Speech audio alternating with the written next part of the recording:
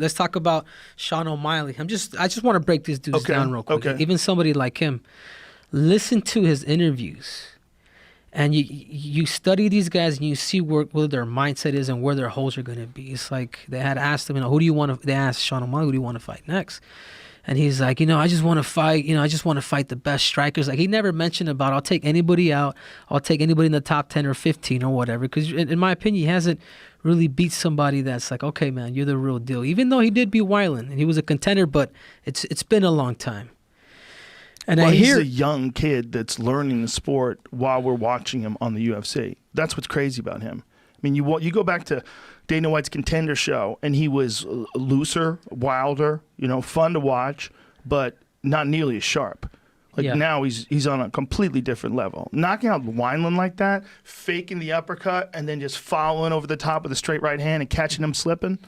I mean, that was fantastic. But that's the point that I'm trying to get to is it's a striking game for him right now. You know what I'm saying? Yes. Like, dude, there is a whole nother aspect, and that's called wrestling and jiu-jitsu. And from what I've heard, he has developed pretty good jiu-jitsu, but there's that other art that I want to see when you really get tested and you're taking it to deep waters. Then I'll see your real colors.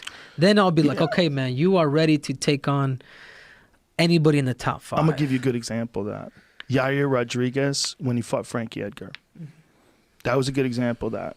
Frankie Edgar was just, that wrestling was too strong. That ground and pound was too strong. He couldn't keep him off him. He just couldn't do anything about it. And that was a great example of that, because Yair was this super flashy kicker. I mean, Yair, to me, has some of the best kicks I've ever seen inside the octagon. Wild, flashy shit.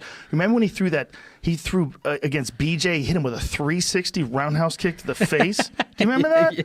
Bro, that's some crazy that shit to pull off in a fight. 360 roundhouse kicked him in the face.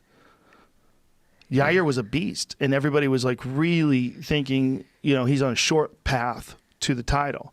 But the big hole was that wrestling. It was exposed by how elite Frankie is and how nasty Frankie's ground and pound is. It was a major beatdown, and that's one of those fights where you watch a guy and you go, this guy, it's all about styles, because it's all about, whether, if he found someone that played his game, like, oh shit, he's good at that game.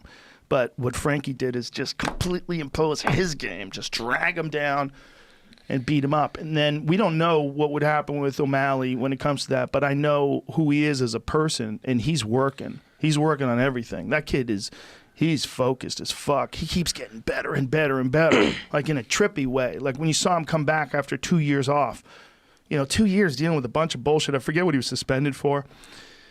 I don't remember what it was. Was it marijuana? That doesn't make sense. Tainted supplements? Yeah, something in protein or something like that. Yeah.